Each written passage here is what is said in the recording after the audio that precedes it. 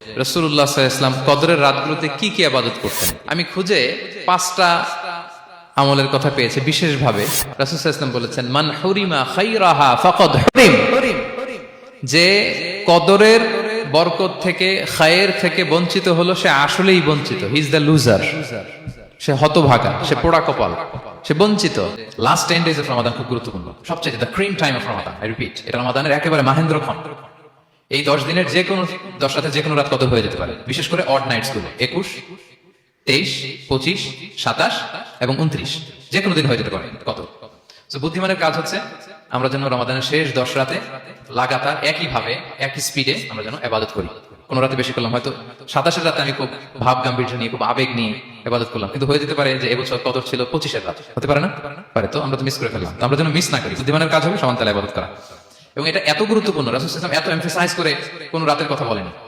আরবি মাস অনুযায়ী 354টা রাতের মধ্যে সবচাইতে শ্রেষ্ঠ রাত, সবচাইতে শ্রেষ্ঠ রাত সূর্য ডোবার পর থেকে হাত্তা মাতলাইল ফাজর, ফজরের সূচনা লগ্ন পর্যন্ত শান্তিময় এ রাত, বরকতের এ রাত। রাসূল সাল্লাল্লাহু আলাইহি ওয়াসাল্লাম বলেছেন, মান হুরিমা খাইরাহা ফাকাদ হুরিম, যে কদরের বরকত থেকে খায়ের থেকে বঞ্চিত হলো সে আসলেই বঞ্চিত। হি ইজ দ্য লুজার, সে হতভাগা, সে পোড়া কপাল, সে বঞ্চিত। মান হুরিমা খাইরাহা ফাকাদ হুরিম, যে কদর পেল না সে হতভাগা। এখন আমরা কি হতভাগা হতে চাই? আমরা শুরুতে অনেক হোপফুল ছিলাম, এত এত ব্লেসিংস, এত এত বরকত, রহমতের ফলগু ধারায় আমরা প্লাবিত হচ্ছি রমাদানে। তো আমরা তো হতভাগা হতে চাই না। তো আমরা যেন এই শেষ 10 দিন এক তালে আন্তরিকতার সাথে ঈমান ও ইহতিসাবা আমরা যেন ইবাদত করি। সম্মানিত ভাই বোনেরা, তাহলে আমরা সৌভাগ্যশীলদের অন্তর্ভুক্ত হতে চাই, হতভাগা হতে চাই না। আমরা এবার একটু শুনবো যে রাসূলুল্লাহ সাল্লাল্লাহু আলাইহি ওয়াসাল্লাম কদরের রাতগুলোতে কি কি ইবাদত করতেন। আমি খুঁজে 5টা আমলের কথা পেয়েছি বিশেষভাবে।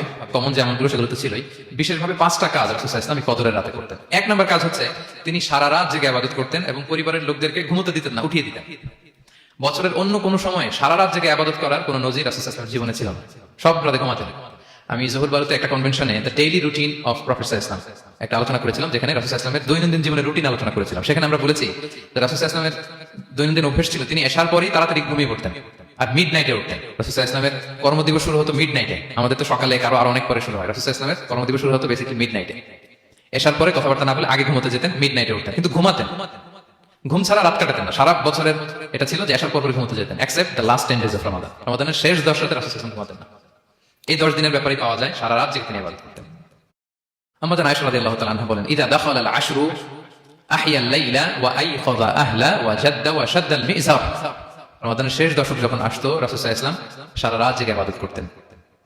পরিবারের সদস্যদেরকে জাগিয়ে তুলতেন, স্ত্রীদের ঘুমাতে দিতেন না, জাগিয়ে তুলতেন। ফাতেমা রাদিয়াল্লাহু তাআলা আনহার ঘর পাশেই ছিল, তাদেরকে যে জাগাতেন এবং নিজে সারা রাত ইবাদত করতেনই। জাদ্দা ওয়া শাদ্দা আল মিযার, খুবই বলিষ্ঠ ভাবে, খুব মজবুত ভাবে কোমরে গামছা বেঁধে নামার একটা এক্সপ্রেশন এখানে দেওয়া হয়েছে। মিযার, ইজহার মানে হচ্ছে বাংলা করলে হয় লুঙ্গি। লুঙ্গি আমরা যখন খুব শক্ত কোনো কাজ করতে যাই তখন তারা কি করে, খুব টাইট করে লুঙ্গিটা বাঁধে। তার মানে বোঝানো হচ্ছে রাসূল সাল্লাল্লাহু আলাইহি ওয়াসাল্লাম কোমরে ভালো করে লুঙ্গি বেঁধে বা গামছা বেঁধে আটকাট বেঁধে নামতেন শেষ 10 দিনের জন্য। এই সময় তিনি মানে কাউকে কেমন যেন চিনতেন না, সবসময় ইবাদতে মগ্ন থাকতেন। এটা আমরা করতে পারি যে শেষ 10 দিনে আমরা একটা স্পেশাল প্ল্যান করতে পারি যে আমরা আমাদের সর্বোচ্চটুকু উজাড় করে দিয়ে লাস্ট 10 days অফ রমাদানের এই বরকত আমরা হাসিল করবো, এটা যেন আমাদের মিস না হয়। তাহলে এটা আমরা একটা পেলাম। 2 নম্বর হচ্ছে ইতিকাফ করা। রাসূলুল্লাহ সাল্লাল্লাহু আলাইহি ওয়াসাল্লাম রমাদানের শেষ 10 দিন ইতিকাফ করতেন। আমাদের আয়েশা রাদিয়াল্লাহু তাআলা বলেন, কানা ইয়াতাকিফুল আশরাল আওয়াখির মিন রমাদান। রমাদানের শেষ দশকে তিনি ইতিকাফ করতেন হাত্তা তাওয়াফাহুল্লাহ, ওনার ইন্তেকালের আগ পর্যন্ত এই অভ্যাসটা তিনি জারি রেখেছেন। সুম্মা আতাকাফা আজওয়াজুহু মিন বাদে, তারপর ওনার স্ত্রীরা ইতিকাফ করেছেন। আরেক বর্ণনা এসেছে ইয়াতাকিফু কুল্লা রমাদান 10 আইয়াম, প্রতি রমাদানে তিনি 10 দিন ইতিকাফ করেছেন। কিন্তু যেই বছর তিনি ইন্তেকাল করবেন সে বছর তিনি 20 দিন ইতিকাফ করেছেন। প্রতি রমাদানে 10 দিন, আর যে বছর ইন্তেকাল করবেন সে বছর কয় দিন? 20 দিন তিনি ইতিকাফ করেছেন মসজিদে নববীতে। তাহলে আমরা এই রমাদানের শেষ দশকে এটা করতে পারি। 2 নম্বর পয়েন্ট হচ্ছে ইতিকাফ করা। যারা আমরা করিনি তারা আমরা ইতিকাফ করতে পারি। আমাদের আইআইএম এর মসজিদ এটা ইতিকাফের জন্য একটা উর্বর জায়গা। আমরা যখন এই ক্যাম্পাসে ছিলাম তখন দেখেছি যে এখানকার ইতিকাফের পরিবেশ যে এত সুন্দর এটা কল্পনাই করা যায়। অসাধারণ পরিবেশ। আপনি যদি ইতিকাফ নাও করেন, রাত 2টা বা 3টার দিকে সেন্ট্রাল মস্কে এসে বসে থাকলেও হবে। রাত 2টা 3টার দিকে এসে বসে থাকলে দেখবেন যে কেউ সেজদায় পড়ে কান্না করতেছে, কেউ হালাকা করতেছে, কেউ তাসবিহ পড়তেছে, কেউ কোরআন তেলাওয়াত করতেছে। মানে এত সুন্দর পরিবেশ, ওটা দেখলেই আপনার ইবাদত করতে মন চাইবে। তো আমরা যেন ইতিকাফ করার চেষ্টা করি। ইতিকাফ করতে না পারলে শেষ দশকের রাতগুলো যেন মসজিদে কাটানোর চেষ্টা করি, তা না পারলেও বাসায় যেন এই রাতগুলো আমরা মিস না করি। বিশেষ করে সেন্ট্রাল মস্কে তো অসাধারণ পরিবেশ, এটা হাইলি রেকমেন্ডেড। ইফ পসিবল আপনারা আসবেন, এখানে ইবাদতের চমৎকার পরিবেশ থাকে। 3 নম্বর হচ্ছে রাসূল সাল্লাল্লাহু আলাইহি ওয়াসাল্লাম এবং জিবরাইল আলাইহিস সালাম যৌথভাবে কোরআন রিভিশন করতেন। খুব ইন্টারেস্টিং। সারা বছর যেটা নাজিল হতো রমাদানে জিবরাইল ইসলাম রাসূল ইসলামকে শোনাতেন, রাসূল ইসলাম জিবরাইল ইসলামকে শোনাতেন। সহিহ বুখারীর বর্ণনা, কানা জিবরিলু ইয়ালকাহু ফি কুল্লি লাইলাতিন মিন রমাদান ফায়ুদারিসুল কুরআন। রমাদানের প্রতি রাতে এসে রাসূল ইসলামের সাথে কোরআন মুদারাসা করতেন। সহিহ মুসলিমের বর্ণনায়, আন্না জিবরিল কানা ইউআরিদুহু বিল কুরআন কুল্লা আমিন মাররা। প্রতি বছর রমাদানে একবার শোনাতেন বা শুনিয়েছেন। যে বছর তিনি ইন্তেকাল করবেন তিনি দুইবার শুনিয়েছেন।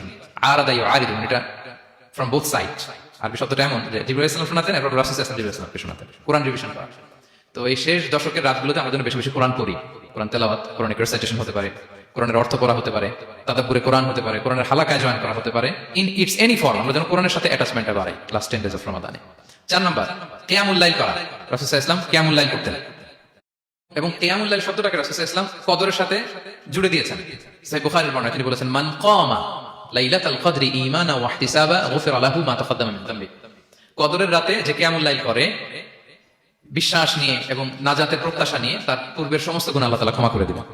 তাহলে কিয়ামুল লাইলটা রাসূল সাল্লাল্লাহু আলাইহি ওয়াসাল্লাম বিশেষভাবে কদরের রাতের সাথে সম্পৃক্ত করেছেন। আমরা যেন প্রতি রাতে কিয়ামুল লাইল করি, লম্বা সময় যেন দাঁড়িয়ে থাকি, লম্বা সময় কোরআনিক রিসাইটেশন করি দাঁড়িয়ে থেকে, লম্বা সময় রুকু, লম্বা সময় সিজদা, স্পেশালি সিজদা। আকরাবু মা ইয়াকুনুল আবদু মির রাব্বিহি ওয়া হুয়া সাজিদ ফাআকসিরু ফীহি দুআ। বান্দা যখন সিজদায় থাকে আল্লাহ সবচেয়ে কাছে থাকে। তো আমরা তো আল্লাহর সবচেয়ে কাছে যেতে চাই এই ক্রিম টাইমটাতে, কি বলেন? আমরা যেন লম্বা সময় সিজদাতে থাকি। কিন্তু আমাদের অনেকের যেটা হয়, নামাজে তারা হলো অনেকের সব ব্যস্ততা যখন নামাজে দাঁড়ায় এরকম হয়ে যায়। রাসূল সাল্লাল্লাহু আলাইহি ওয়াসাল্লামের সালাত যদি আমরা খেয়াল করি, বিশেষ করে কিয়ামুল লাইলে এত যে সুন্দর ছিল।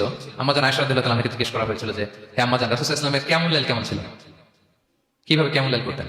আম্মা জান আয়েশা, দেখেন ওনার এক্সপ্রেশনটা কত সুন্দর। তিনি বলেছেন, ফালা তাসআল আন হুসনিহিন্না ওয়া তুলিহিন্না। রাসূল সাল্লাল্লাহু আলাইহি ওয়াসাল্লামের কিয়াম যে কত সুন্দর ছিল, কত লম্বা ছিল, আমায় জিজ্ঞেস করুন, আমি বলতে পারবো না।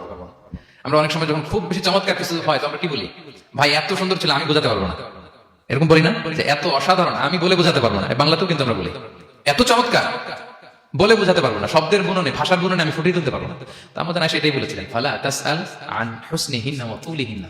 রাসূল সাল্লাল্লাহু আলাইহি ওয়াসাল্লামের রাতের নামাজ কিয়ামুল লাইল যে কত সুন্দর ছিল, কত দীর্ঘ ছিল, লম্বা ছিল, আমায় জিজ্ঞেস করো না, আমি বলে বোঝাতে পারবো না। সুবহানাল্লাহি ওয়া বিহামদিহি। আমরা যেন লম্বা সময় কিয়ামুল লাইল করি। আমাদের আয়েশা রাদিয়াল্লাহু তাআলা আরো বলেন, কানা ইয়াকুমু মিনাল লাইলি হাত্তা তাতাফাত্তারা কদামা।